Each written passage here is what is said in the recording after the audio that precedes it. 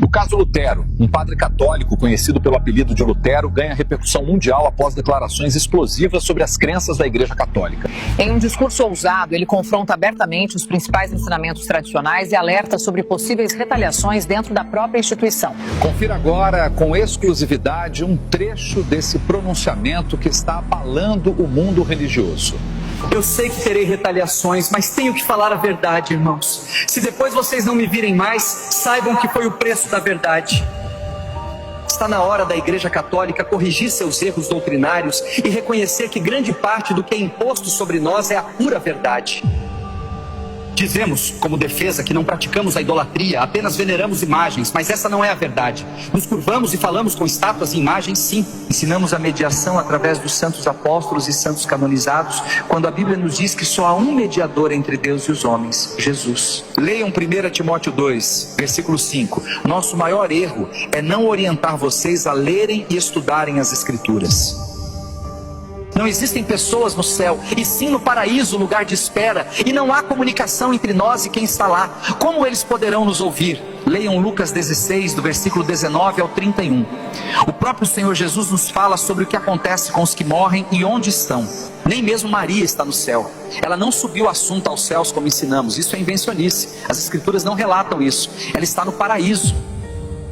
O Evangelho de São João, capítulo 3, versículo 13, afirma que ninguém subiu ao céu, a não ser o que desceu, que foi o Senhor Jesus Cristo. Maria não pode rogar por nós, nem agora, nem na hora de nossa morte. Primeiro, que a onisciência é um atributo de Deus. Ela não poderia nem sequer ouvir as orações. Irmãos, Maria é bem-aventurada por ter sido o canal que trouxe o Salvador ao mundo, mas isso não faz dela uma deusa. Ela é mãe da parte humana de Jesus. Jesus já era o Filho de Deus antes da fundação do mundo. Leiam Colossenses 1, 17.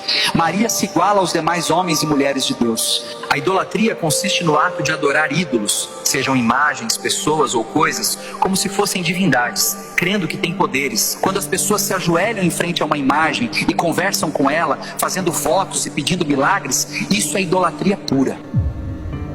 Não farás para ti imagem esculpida, nem figura alguma do que há no céu, nem do que há na terra, nem do que há nas águas. Não te inclinarás a elas, nem as servirás. Esta passagem está no livro de Êxodo, capítulo 20, versículo 4 e 5.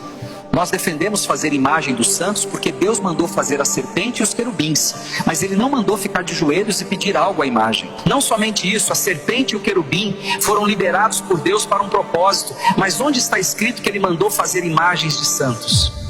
Leiam Atos 10, 26, onde Pedro diz a Cornélio: não se prostre, que eu também sou homem, e explicou que ele não era uma divindade. Em Apocalipse 22, do versículo 8 ao 9, João se prostra diante de um anjo para adorá-lo, e o anjo recusa a adoração e diz para adorar a Deus. Onde está escrito na Bíblia que alguém que morre pode ouvir orações e fazer milagres?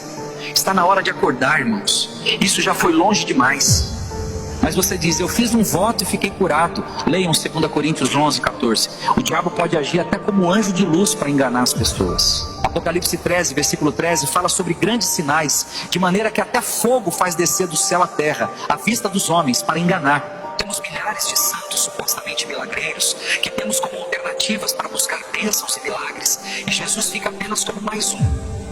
Hoje eu entendo que o objetivo do pai da mentira, que é o diabo, é colocar coisas e pessoas no lugar de Jesus, para que ele seja completamente substituído. Hoje cada cidade tem um padroeiro, e padroeiro significa protetor. Onde está na Bíblia que pessoas que morreram podem proteger ninguém, gente? Temos um santo para cada problema, de santo oculista a santo casamenteiro. Para tudo tem um santo. Que diferença há das religiões pagãs que tinham vários deuses, como o Egito? Aí vem o mais absurdo: colocamos Maria como advogada, medianeira e mãe de Deus. Isso é heresia e blasfêmia, irmãos. Leiam a Bíblia.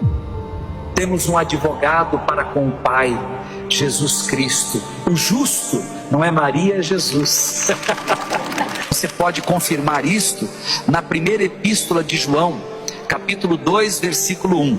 Quem intercede por nós e com gemidos inexprimíveis é o Espírito Santo de Deus. Leia Romanos 8, versículo 26. E sobre Maria ser mãe de Deus, seria o primeiro caso onde o filho é mais velho que a mãe. Antes de houvesse mundo, ele já era. Com relação à salvação, não brinquem. Só Cristo é o caminho, a verdade e a vida. Leiam João 14, versículo 6. Outra coisa muito importante, não existe uma segunda chance. Depois da morte, segue-se o juízo. Leiam Hebreus 9, 27 e 28. Não existe purgatório segundo as Sagradas Escrituras. Morreu, você vai para o Hades ou para o paraíso. Nossa reza não ajuda em nada de quem morreu. Rezas ou orações devem ser pelos vivos. Leiam Efésios 6, 18. Não é bíblico orar por mortos ou se dirigir em oração a outro que não seja o Pai, o Filho ou o Espírito Santo. Da mesma forma, acender velas ou fazer preces e missas para quem morreu não vai mudar nada no julgamento de Deus. Ore pelos vivos. O batismo de crianças que não têm consciência de fé e arrependimento é um erro também. O batismo sempre foi para conversão e arrependimento de pecados. Além disso, o batismo deve ser por imersão e não por aspersão, conforme está escrito em Romanos 6, versículo 4. É sepultado na água e ressurge. Segundo as Escrituras e o exemplo de Jesus, as crianças devem ser apresentadas a Deus. E quando tiverem idade para entender e crer, poderão ser batizadas. Possivelmente serei excomungado e tentarão impedir que essa verdade se propague. Não acreditem em mim, mas sim nas Sagradas Escrituras. Pesquisem, meditem profundamente. As Escrituras são um instrumento da verdade cristã. Ou acreditamos em sua totalidade, ou nossa fé é vã. E conhecereis a verdade vos libertará. E se, pois o Filho vos libertar, verdadeiramente serás livre. João 8, 32 e 36.